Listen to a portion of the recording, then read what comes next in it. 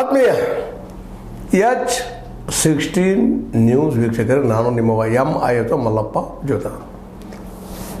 ನಮ್ಮ ಸತೀಶ್ ಜಾರಕಿಹೊಳಿ ಅವರು ಇತ್ತೀಚೆಗೆ ಆದಂಥ ಡೆವಲಪ್ಮೆಂಟು, ಅದರಲ್ಲೂ ಕತ್ತಿ ಕುಟುಂಬ ಅನ್ರಿ, ಕತ್ತಿ ಸಹೋದರನ್ರಿ, ಅವರು ಈ DCC ಬ್ಯಾಂಕ್ ಆಗಿರ್ಬೋದು, ಅಥವಾ ನಮ್ಮ ಹುಕ್ಕೇರಿಯ ಸಹಕಾರ ಸಂಘದಾಗಿರ್ಬೋದು, ಹೀರಾ ಶುಗರ್ದಾಗಿರ್ಬೋದು, ಅಧಿಕಾರ ಕಳ್ಕೊಂಡು ಒಂದು ಸ್ವಲ್ಪ ಹೊಸ ಏನೋ ಪ್ರಯತ್ನ ಮಾಡಬೇಕು, ಪಕ್ಷದ ಮುಖಾಂತರ ಆಗಿರ್ಬೋದು, ಹೇಗೋ ಆಗಿರ್ಬೋದು, ಎದ್ದು ನಿಲ್ಲಬೇಕು ಅನ್ನುವಂಥ ದಿಶೆಯಲ್ಲಿ ಏನೋ ಪ್ರಯತ್ನ ಮಾಡಿ ಅದರಲ್ಲಿ ಒಂದು 2,000 ಜನ ಕೂಡ್ಕೊಂಡು ಏನೋ ಮೀಟಿಂಗ್ ಮಾಡಿದರು ಅನ್ನೋದು ಒಂದು ಸುದ್ದಿ ಈಗಾಗಲೇ ಹರಿದಾಡ್ತಾ ಇದೆ. ಅದ್ರ ಬಗ್ಗೆ ಆಗಿರ್ಬೋದು. ಕನೇರಿ ಮಠ ಫಸ್ಟ್ ಟೈಮ್ ನಮ್ಮ ಸತೀಶ್ ಅವರು ತಮ್ಮ ಪತ್ರಕರ್ತರ ಜೊತೆಗೆ ಮಾತಾಡಿದ ಸಂದರ್ಭದಲ್ಲಿ ಹೇಳಿದಂಥ ಮಾತದು ಆ ನೆಲೆಗಟ್ಟಲೆ ಆಗಿರ್ಬೋದು, ಅಂದ್ರೆ ಲಿಂಗಾಯತ ಲಾಬಿ ಇದರ ಬಗ್ಗೆ ಆಗಿರ್ಬೋದು ಒಂದಿಷ್ಟು ಮಾತಾಡಿದ್ರು. ಆ ನೆಲೆಯಲ್ಲಿ ಒಂದಿಷ್ಟು ನಿಮ್ಮೊಂದಿಗೆ ಚರ್ಚೆ. ಯಾಕಪ್ಪ ಅಂದರೆ ಇವಾಗ ಸತೀಶ್ ಅವರು ರಾಜ್ಯದ ಪ್ರಮುಖ ರಾಜಕೀಯ ನಾಯಕರಲ್ಲಿ ಒಬ್ಬರಾಗಿ ಕಾಣ್ತಾ ಇದ್ದಾರೆ. ಅವ್ರು 1ನೇ ನಂಬರ್ದವರು, 2ನೇ ನಂಬರ್ದವರು, 3ನೇ ನಂಬರ್ದವರು, ಇಲ್ಲಿ ಅದು ಮುಖ್ಯ ಅಲ್ಲ. ಒಬ್ಬ ನಾಯಕ ಹೇಗೆ ಬೆಳಿಬಹುದು ಅನ್ನೋದು ಒಂದು ಸಾಕ್ಷಿಯಾಗಿದ್ದಾರೆ. ಇವತ್ತು ನಾವು ನೋಡ್ತಾ ಇದ್ದೀವಿ. ಕಳೆದ 30 ವರ್ಷಗಳು ನಾನು ನೋಡ್ತಾ ಬಂದಿದ್ದೀನಿ. ಅವರ ಕುಟುಂಬದ ರಾಜಕೀಯ ಆಗಿರ್ಬೋದು, ಅವರ ಒಂದು ದಿಟ್ಟತೆ ಆಗಿರ್ಬೋದು. ಹೇಗೆ ದುಡ್ಡಿದ್ದಾರೆ, ಸಾಕಷ್ಟು ಇದ್ದಾರೆ ಈ ಭೂಮಿ ಮೇಲೆ, ಇಲ್ಲ ಅಂತಲ್ಲ. ಕೋಟಿಗಳಿದ್ದಾರೆ, ಅಬ್ಜಗಳಿದ್ದಾರೆ. ಅದಾನಿ ಅಂಬಾನಿಗೆ ಏನು ಕಡಿಮೆ ಆಗಿದೆ, ಸಾಕಷ್ಟಿದೆ. ಆದರೂ ಅವರು ರಾಜಕೀಯಕ್ಕೆ ಬರಲಾರದ ಹಿಂದಿದ್ದುಕೊಂಡು ತಮ್ಮ ಕೆಲಸ ಹಂಚ್ಕೊಳ್ತಿದ್ದಾರೆ. ಆದರೆ ಇವತ್ತು ಇವರು ಮುಂದೆ ಬಂದಿದ್ದಾರೆ ರಾಜಕೀಯದಲ್ಲಿ. ಅವರಿಗೆ ಇವರು ಡಿಫ್ರೆನ್ಸ್ ಇದು. ಇನ್ನು ಇವತ್ತಂತೆ ಪ್ರಬುದ್ಧರಾಗಿದ್ದಾರೆ. ಅವ್ರ ಮಾತುಗಳನ್ನು ಕೇಳಿದರೆ ನನಗೂ ಆಶ್ಚರ್ಯ ಅನ್ನಿಸ್ತು. ಭಾಳ ಸುಂದರ ಮಾತು. ಲಿಂಗಾಯತ ಲಾಬಿ ಬಗ್ಗೆ ಒಬ್ಬರು ಯಾರು ಪ್ರಶ್ನೆ ಮಾಡಿದರು. ಅದಕ್ಕೆ ಹೇಳಿದ್ರು, ಕಳೆದ 20 ವರ್ಷಗಳಿಂದ ಮಾಡ್ತಾ ಇದ್ದಾರೆ ಪಾಪ ಅವರು, ಅಲ್ಲಿ ಕೂಡ್ತಾ ಇದ್ದಾರೆ, ಕೂಡಲೇ ಬಿಟ್ಟರೆ ಏನು ತಪ್ಪದ ಅದರೊಳಗೆ ಅಂತೇಳಿ. ಎಷ್ಟು ಒಬ್ಬ ನಿರರ್ಗಳವಾಗಿ ಅಷ್ಟು ಸಂಯಮದಿಂದ ಮಾತಾಡುವಂಥ ಮಾತು, ಯಾವುದೂ ಗೊಂದಲಕ್ಕೆ ಈಡು ಮಾಡಲಾರ್ದ. ಯಾಕಂದರೆ ಲಿಂಗಾಯತ ಲಾಬಿ ಇದ್ದವ್ರು ಮಾಡಿಬಿಡ್ರಿ, ಅವ್ರು ಏನು ಮಾಡ್ತಾರೆ ನಮ್ಮದು ಲಾಬಿ ಐತೆ ಅನ್ನೋದಕ್ಕೆ ಹೋಗಲಿಲ್ಲ ಅವರು. ಇದು ಪ್ರಬುದ್ಧ ರಾಜಕಾರಣಿ ಲಕ್ಷಣ. ಜೊತೆಗೆ ಕನೇರಿ ಮಠದ ಬಗ್ಗೆ ರೆಫರ್ ಮಾಡಿದ್ರು. ಮತ್ತು ಇನ್ನೊಂದು ಅವರು ಕಳೆದ ನಾವು 30 ವರ್ಷ ನೋಡ್ತಾ ಬಂದಿದ್ದು, ತಮ್ಮ ಎದುರಾಳಿಗಳು ಏನು ಮಾಡ್ತಾ ಇರ್ತಾರೆ ಅನ್ನೋದು ನಾನು ಭಾಳ ಲಕ್ಷ್ಯ ಅವರು. ಯಾಕಂತಂದ್ರೆ ಇದು ರಾಜಕಾರಣ, ಜಾನ್ಮೆ ರಾಜಕಾರಣ. ನಮ್ಮ ಎದುರಾಳಿ ಏನು ಹೆಜ್ಜೆ ಇಡ್ತಿದ್ದಾರೆ, ನಾವೇನು ಮಾಡಬೇಕು ಅಂತೇಳಿ. ಈ ಸಂದರ್ಭದಲ್ಲಿ ನಮ್ಮ ರಮೇಶ್ ಕೈತಿ ತಮ್ಮ ಇಂಟರ್ವ್ಯೂದಲ್ಲಿ ಹೇಳಿದರು, ಇಲ್ಲ ಶಿವ ಎದ್ದದ, ನಾವು ಎದ್ದು ನಿಲ್ತೀವಿ, ನಮ್ಮನ್ನು ಇರಲಿಲ್ಲ, ಅದಕ್ಕಾಗಿ ನಾವು ಸ್ವಲ್ಪ ತಡ ಆಗಿದೆ ಬರೋದು ಮಾತಾಡೋದು ಅಂತೇಳಿ. ಅದನ್ನು ಯಾಕೆ ಕೇಳ್ಕೊಂಡ್ರು, ಏನು ಕೇಳ್ಕೊಂಡ್ರು, ಇವರೊಂದು ವಾದ ಮಾಡ್ತಾರೆ, ಅವ್ರೊಂದು ವಾದ ಮಾಡ್ತಾರೆ, ಮಾಡ್ತಾರೆ. ಯಾಕಂದರೆ ಭಾಳ ದಿನಗಳವರೆಗಿದ್ದ ಇತ್ತಪ್ಪ ಅಂದ್ರೆ ಅಧಿಕಾರದಲ್ಲ ಒಂದಿಷ್ಟು ತಪ್ಪುಗಳು ಆಗುವನರು ಯಾರಿಂದ ಆದರು. ಇವನ್ ನಮ್ಮ ಸತೀಶ್ ಅವರಿಂದ ಆಗ್ಬೋದು, ರಮೇಶ್ ಜಾರಕಿಹೊಳಿಯಿಂದ ಆಗ್ಬೋದು, ಕತ್ತಿಯವರಿಂದ ಆಗ್ಬೋದು, ನನ್ನಿಂದ ಆಗ್ಬೋದು, ನಿಮ್ಮಿಂದ ಆಗ್ಬೋದು. ಯಾಕಂತಂದ್ರೆ ಹಂಗೆ ಕತ್ತಿಯವರಿಂದ ಅಲ್ಲಿ ಅನೇಕ ತಪ್ಪುಗಳಾಗಿ ಹೋಗಿದ್ದಾವೆ. BDCC ಒಳಗೆ ಹುಕ್ಕೇರಿ ನಮ್ಮದಿನ ಕಿತ್ತು ಹೋಗೋದು ಬೆಳಪ, ನಾವು ಅದಕ್ಕೆ ಶಾಶ್ವತ ತಿಳ್ಕೊಂಡಿದ್ರು ಏನೋ. ಅಲ್ಲಿ ವಿರೋಧಿಗಳು ಇದ್ದರು. ವಿರೋಧಿಗಳು ಎದ್ದರೆ ಯಾಕೆ, ಅವ್ರು ಯಾಕೆ ಇವ್ರನ್ನ ಬಿಟ್ಟು ಹೋದ್ರು, ಇವ್ರು ಅನ್ಬೋದು ನಮ್ಮ ಮೋಸ ಮಾಡಿದ್ರು, ಮತ್ತೇನು ಮಾಡಿದ್ರು. ಅವ್ರು ಅಂತಾರೆ ನಮಗೆ ಒಂದು ಆಳುಗಳಾಗಿ ದುಡಿಸ್ಕೊಂಡ್ರು ಮಾಡಿದ್ರು ಅಂತ ಅವ್ರು ಪ್ರತಿ ಆರೋಪ ಮಾಡ್ತಾರೆ. ಪ್ರತಿ ಆರೋಪ ಮಧ್ಯದಲ್ಲಿ ಎಲ್ಲೋ ಒಂದು ಕಡೆ ಸತ್ಯ ಇರ್ತದೆ, ಪೂರ್ಣ ಸತ್ಯ ಎರಡೂ ಇರೋದಿಲ್ಲ, 6 ಸತ್ಯಗಳು. ಅಂಥವೆಲ್ಲ ಅಭ್ಯಾಸ ಇವತ್ತು ಮಾಡಿಕೊಂಡಂಥ ಸತೀಶ್ ಅವರು ಲಿಂಗಾಯತ ಲಾಬಿ ಬಗ್ಗೆಯೂ ನಾವು ಬೆದರಿಗಿಲ್ಲಪ್ಪ ನಮಗನ್ನುವಂಥ ಮಾತನ್ನು ಇಂಥವು ಭಾಳ ಆಗ್ತಾವ್ರಿ, ಆಗಿದ್ದಾವೆ ಈಗಾಗಲೇ. ಆಗಲಿ ಪಾಪ ಆಗ ನೋಡೋಣ ಮುಂದೆ, ಇನ್ನೂ ಟೈಮ್ ಅದಲ್ಲ ಅಂತೇಳುವಂಥ ಮಾತನ್ನು ನೋಡಿದಾಗ ಅವರಷ್ಟು ಸೀರಿಯಸ್ ಆಗಿ ತೊಗೊಂಡಿಲ್ಲ ಅಂತಲ್ಲ, ನಿಜವಾಗಿಯೂ ಸೀರಿಯಸ್ ಆಗಿ ತೆಗೆದುಕೊಂಡಿದ್ದಾರೆ. ಅವ್ರಿಗೆಲ್ಲ ಮಾಹಿತಿ ಅದ, ಏನೇನು ಡೆವಲಪ್ ಆಗ್ತಾಯಿದೆ, ಏನಿಲ್ಲ, ನಾ ಏನು ಮಾಡಬೇಕು, ಮುಂದಿನ ಸ್ಟೆಪ್ ಏನಿರಬೇಕು ಅಂತೇಳಿ. ಇದು ಭಾಳ ಮಹತ್ವದ ರಾಜಕೀಯದಲ್ಲ. ಹೀಗಾಗಿ ಇದು ಸಹಜವಾಗಿ BDCC ಇನ್ನುಳಿದ ಸಂಘ ಸಂಸ್ಥೆಗಳ ಒಂದು ಹಿಡಿತಗಳಾಗಿರ್ಬೋದು, ಜಿಲ್ಲೆ ಮೇಲೆ ಹಿಡಿತ ಮುಖ್ಯವಾಗಿ ಅಷ್ಟು ಸುಲಭವಾಗಿ ಸತೀಶ್ ಅವರು ಬಿಟ್ಟು ಕೊಡ್ತಾರಂತ ಅನಿಸೋದಿಲ್ಲ. ಅವ್ರ ಫ್ಯಾಮಿಲಿಯವರು ಪೂರ್ಣ ತಯಾರಿಯಲ್ಲಿದ್ದಾರೆ. ಇದು ಸೂಚಿಸ್ತದೆ ಅವ್ರ ಇಂಟರ್ವ್ಯೂ ಪತ್ರಕರ್ತರಿಗೆ ಕೇಳಿದಂಥ ಪ್ರಶ್ನೆಗಳಿಗೆ ಉತ್ತರ ಕೊಡುವ ಸಂದರ್ಭದಲ್ಲ. ಯಾಕಂದರೆ ಇಂಥ ಆಗಿದ್ದಾವ್ರಿ ಸಾಕಷ್ಟು ಅನ್ನುವಲ್ಲ. ಲಿಂಗಾಯತರಲ್ಲೂ ಅನೇಕ ಅವ್ರ ದೋಷಗಳಿದ್ದಾವೆ, ಲೀಡರ್ಗಳಲ್ಲ, ಅವರು ವೈಯಕ್ತಿಕ ಜಗಳಗಳಿದ್ದಾವೆ, ತಿಕ್ಕಾಟಿದ್ದಾವೆ, ಅವ್ರವ್ರ ಬರ್ತಾರೆ ಅನ್ನೋ ಹಂಗೆ ಅದ. ಹೌದು, ಅದು ಸತ್ಯನದು ಸುಳ್ಳಂತಲ್ಲ. ಈಗ ನಾನು ಹಿಂದಿನ ಎಪಿಸೋಡ್ದಲ್ಲಿ ನಾವು ಚರ್ಚೆ ಮಾಡಿದ್ವಿ. ನಮ್ಮ ಸೌದಿಯವ್ರಿಗೆ ಕತ್ತಿ ಮೆಣ್ತನಕ ಆಗುವುದಿಲ್ಲ, ಜೊಲ್ಲೆ ಅವರಿಗೆ ಕತ್ತಿ ಮೆಣ್ತನಕ ಆಗುವುದಿಲ್ಲ. ಈ ಭಾಗದಲ್ಲಿ ಹಂಗೆ ನಮ್ಮ ಗೋಕಾಕ್ ತಾಲೂಕದಲ್ಲಿ ಅದ ಪರಿಸ್ಥಿತಿ. ಅವರವ್ರ ಜಗಳ ಹೋಗಿ ಅವ್ರಿಗೆ ಅನುಕೂಲ ಮಾಡಿಕೊಟ್ಟಾಗ ಪಾಪ ಅವರು ಹೇಳೋದ್ರಲ್ಲಿ ಅರ್ಥದ, ಭಾಳ ಅರ್ಥಕಲ್ಪಿತದ ಮಾತು. ಇಂಥ ಸಭೆಗಳು ಅನೇಕ ಆಗಿದ್ದಾವೆ ಅನ್ನುವಲ್ಲನ ಅದು ಪ್ರಶ್ನೆ ಉತ್ತರದ ಅವ್ರು ಹಂಗೆ ರೀ. ಮತ್ತು ಇನ್ನೊಂದು ಮಾತು ಭಾಳ ಒಂದು ಪ್ರಬುದ್ಧ ಮತ್ತು ಸಂಯಮದ ಮಾತು ಏನಪ್ಪ ಅಂತಂದ್ರೆ ಭಾಳ ಸ್ಪಷ್ಟವಾಗಿ ಹೇಳ್ತಾರೆ ಅವರು, ಥಿಯರಿ ಬೇರೆ ರೀ, ಪ್ರಾಕ್ಟಿಕಲ್ ಬೇರೆ. ನಾವು ಪ್ರಾಕ್ಟಿಕಲ್ದಾಗ ಹೋಗ್ತೀವಿ ಅಂತೇಳಿ. ಇದು ಏನು ಸೂಚಿಸ್ತದ ಈ ಮಾತಾ ಅನ್ನೋದು ನಾವು ಭಾಳ ಸೂಕ್ಷ್ಮ ವಿಚಾರ ಮಾಡ್ಬೇಕಾಗಿತ್ತು.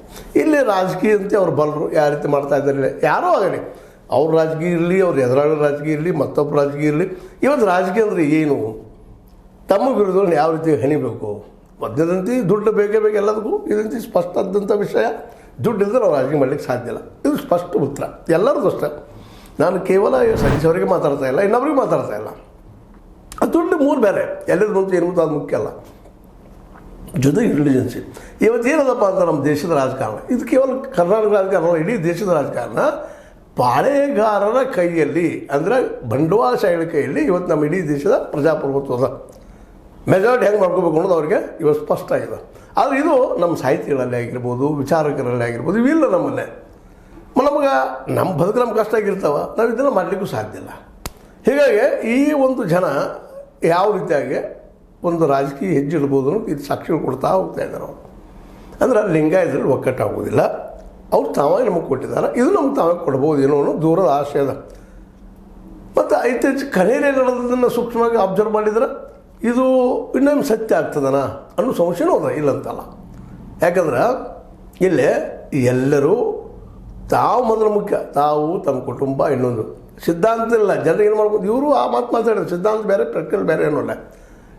ಅಟ್ಲೀಸ್ಟ್ ಇವರಲ್ಲಿ ಒಂದಿಷ್ಟೇನೋ ಇವರು ಸತೀಶ್ ಅವರಲ್ಲ ಒಂದು ಅಹಿಂಸೆ ಸಂಘಟನೆ ಮಾಡಿಕೊಂಡು ಬಿದ್ದಂಥ ದಲಿತರಾಗಿರ್ಬೋದು ಅಥವಾ ಆದಿವಾಸಿಗಳಾಗಿರ್ಬೋದು, ಮುಸ್ಲಿಮ್ಸ್ ಕಮ್ಯುನಿಟಿ ಆಗಿರ್ಬೋದು, ಇವರು ಮೊದಲು ತಮ್ಮ ಒಂದು ಪ್ರೀತಿಯ ಮೂಲಕ ತಮ್ಮ ಹಿಡಿದಲ್ಲಿಟ್ಟುಕೊಳ್ಳೋ ಪ್ರಯತ್ನ ಮಾಡ್ತಾ ಇರ್ತಾರೆ. ಮತ್ತು ಇಂಥ ಪ್ರಯತ್ನ ಈ ಲಿಂಗಾಯತ ಕಮ್ಯುನಿಟಿಯಲ್ಲಿ ಭಾಳ ಕಡಿಮೆ ಏನೋ ಅಂತ ಅನಿಸ್ತದೆ. ಇತ್ತೀಚಿನ ಒಂದು 20-30 ವರ್ಷದ ನಾವು ಆಡಳಿತ ನೋಡಿದಾಗ ಕರ್ನಾಟಕ ನಮ್ಮ ಬೆಳಗಾವಿ ಜಿಲ್ಲೆಯ ರಾಜಕಾರಣವನ್ನು ಗಮನಿಸಿದಾಗ ಇವರು ಹೊಂದಾಣಿಕೆ ಭಾಳ ಕಷ್ಟ ರೀ, ಕಠಿಣ. ಒಂದು ರೀತಿಯ ಒಂದು ತಗಡೆ ಕಪ್ಪಿಗಳು ಹಾಕಿ ಕೊಂಡಿಸಿದಾಗ ಒಬ್ಬರೊಬ್ಬರು ಒಬ್ಬರ ಮೇಲೆ ಒಬ್ಬರಿಗೆ ನಂಬಿಕೆ ಇಲ್ಲ. ಎಲ್ಲಿವರೆಗೆ ನಂಬಿಕೆ ಇಲ್ಲವೋ ಅಲ್ಲಿವರೆಗೆ ಇದು ನಡೆಯುವಂಥದ್ದು. ಇದು ಬ್ರಿಟಿಷ್ ಪಾಲಿಸಿ. ಅದನ್ನು ಇವತ್ತು ಬುದ್ಧಿವಂತಿಕೆಯಿಂದ ಯುಟಿಲೈಸ್ ಮಾಡ್ಕೊಂಡಂಥ ಸತೀಶ್ ಅವರು ಬೆಳಗಾವಿ ಜಿಲ್ಲೆಯನ್ನು ಮತ್ತೊಮ್ಮೆ ಕಬ್ಜಾ ಮಾಡಲಿಕ್ಕೆ ಹೊರಟಿದ್ದಾರೆ. ಕಬ್ಜಾಕ್ಕೆ ಉಳಿದಿದ್ದು ಒಂದೇ ಈಗ ಏನಪ್ಪ ಅಂದರೆ ಶಾಶ್ವತವಾಗಿ ಈ ಒಂದು ಏನಪ್ಪ ಅಂತಂದ್ರೆ BDCC ಅಥವಾ ಈ ಒಂದು ಬೆಳಗಾವಿ ಈ ಸಹಕಾರಿ ತತ್ವದ ಮೇಲೆ ಇದ್ದಂಥ ಸಂಸ್ಥೆ ಅದ, ಇದನ್ನು ಪೂರ್ಣ ತಮ್ಮ ಕಬ್ಜಾಗೆ ತೆಗೆದುಕೊಳ್ಳುವಂಥ ಪ್ರಯತ್ನ ಮಾಡ್ತಾ ಇದ್ದಾರೆ. ಅದರಿಂದ ಆಗ್ತದಂತ ಭರವಸೆ ಅವ್ರಿಗೆಲ್ಲ ಅವ್ರ ಮಾತುಗಳಲ್ಲಿ ಭಾಳ ಚಂದ ಹೇಳ್ತಾ ಇದ್ದಾರೆ. ಹೆಂಗೆ ರೀ ಇದು ನೀವು ಏನಾದರೂ ಕಾಂಪ್ರಮೈಸ್ ಮಾಡ್ಕೊಳ್ತೀರೋ ಅಥವಾ ಹೆಸರ ಬದಲ ಆಗ್ತದನೋ ಅಂತೇಳಿ ಅದಕ್ಕೂ ಉತ್ತರ ಸ್ಪಷ್ಟ ಕೊಡೋದಿಲ್ಲ ಅವರು. ಆ ಸಂದರ್ಭದಲ್ಲಿ ಮಾಡ್ತೀವಪ್ಪ ನಾವು ಏನಾಗ್ತದೆ ನೋಡೋಣ್ರಿ ಅದನ್ನು ಅಂತ ಮಾತಾಡ್ತಾರೆ. ಅಂದ್ರೆ ಕಾಂಪ್ರಮೈಸ್ ಆದರೆ ಕಾಂಪ್ರಮೈಸನ್ನು ಮುಗಿಸ್ತೀವಿ ನಾವು, ಇಲ್ಲಪ್ಪ ಅಂತ ಇಲೆಕ್ಷನ್ ಆದರೆ ಇಲೆಕ್ಷನ್ ನಡೆಸ್ತೀವಿ ಅನ್ನುವಂಥ ಮಾತು.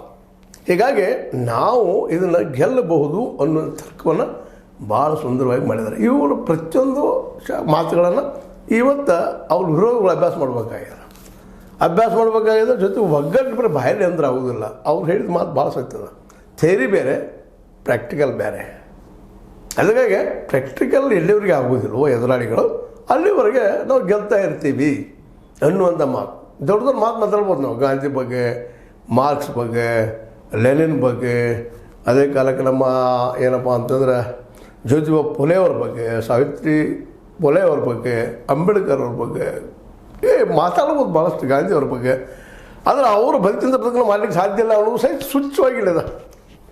ಈಗಾಗಲೇ ಇಂಥ ಮಾತುಗಳು ಚರ್ಚೆ ಬಂದಾಗ ನಮ್ಮ ಆತ್ಮೀಯ ಮಿತ್ರರೊಬ್ಬರು ಇದ್ದಾರೆ, ಅಜ್ಜಪ್ಪ ಅಂತೇಳಿ, ಅಜ್ಜಪ್ಪ ಬಿರಡಿ ಅಂತೇಳಿ. ಅವ್ರ ಜೊತೆ ಇಂಥ ಮಾತನ್ನು ಮಾತಾಡಿದ್ದು ಅವರು ನಮಗೆ ವ್ಯಕ್ತಪಡಿಸಿದ್ದು. ಅದು ಹೌದ್ರಿ, ದುಡ್ಡು ಮುಖ್ಯದ ಇವತ್ತು ರಾಜಕಾರಣದಲ್ಲೇ.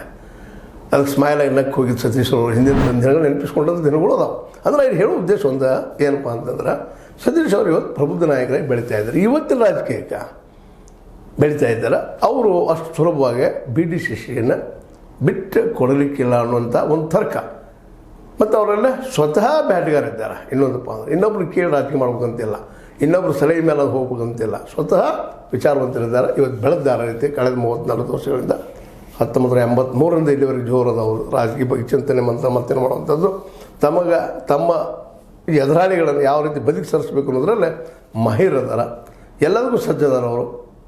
ಇದರ ಅರ್ಥ ಏನಪ್ಪ ಅಂದ್ರೆ ಸಕಲ ಅಸ್ತ್ರ ಶಸ್ತ್ರ ಸಂಗತ ಜೊತೆಗಿದ್ದಂಥ ಈ ನಮ್ಮ ಸತೀಶ್ ಅವ್ರನ್ನ ಈ ಸಲ ಲಿಂಗಾಯತ ಅವರು ಯಾವ ರೀತಿಯಾಗಿ ಎದುರಿಸ್ತಾರೆ ಅನ್ನೋದು ಅಷ್ಟ ಮಹತ್ವದ. ಬಟ್ ಈಗ ತಮ್ಮ ಸುಳಿವು ಬಿಟ್ಟು ಕೊಟ್ಟಿದ್ದಾರೆ ಅವರು. ಥಿಯರಿ ಬೇರೆ, ಪ್ರಾಕ್ಟಿಕಲ್ ಬೇರೆ. ನೋಡೋಣ ಯಾವುದಾಗ್ತದೆ. ಇವು ತೇರಿ ಉಳ್ಳಂಥವ್ರು ಏನು ಯಶಸ್ವಿ ಆಗ್ತಾರ ಇವರು ಆಗ್ತಾರ. ಆದ್ರೆ BDCC ಬ್ಯಾಂಕ್ ಮಾತ್ರ ನಿಶ್ಚಿತವಾಗಿಯೂ ಇದು ಸುಲಭದ ತುತ್ತಲ್ಲ ಜಾರಕಿಹೊಳಿ ಅವರಿಗೆ. ಯಾಕೆಂತಂದ್ರೆ ಇದು ಕಬ್ಬಿಣದ ಕಡಲೆನ ಆದ್ರೆ ಅದಕ್ಕೆ ಸಜ್ಜು ಇದ್ದಾರೆ, ಅವ್ರಿಗೆ ಗೊತ್ತದ ಅದು ಏನದ ಎಂಥದ ಅಂತೇಳಿ. ಒಂದಾದ್ರೆ ನಾವೇನು ಮಾಡಬೇಕು, ಒಂದೇಳು ಡಿವೈಡ್ ಆದರೆ ಸರಳ ಹಾದಿ ಅನ್ನೋದು ಸಹಿತ ಅವರು ಸಜ್ಜಾಗ್ಯದ ಅಂತ ಹೇಳ್ತಾ BDCC ಬ್ಯಾಂಕ್ ಯಾರ ಪರ ಯಾರಿಗೆ ಒಲದಿತ್ತು ನೋಡೋಣ ಅದರ ಮುಂದಿನದಲ್ಲಿ ಅಂತ ಹೇಳ್ತಾ ಇದು ನಿಮ್ಗೆ ಲೈಕ್ ಆಗಿರ್ಬೋದು. ಲೈಕ್ ಆಗಿಬಿಡಿ, ಶೇರ್ ಮಾಡಿ, ಕಮೆಂಟ್ ಮಾಡಿ, ಜೊತೆಗೆ ಸಬ್ಸ್ಕ್ರೈಬ್ ನಿಲ್ಲಿಸಿ ಹೋಗ್ಬೇಡ್ರಿ. ಯಾರು ನ್ಯೂಸ್ ಅರ್ಥ ಸತ್ಯದ ಕೈಗೆ ನೋಡಿ ವಂದನೆ.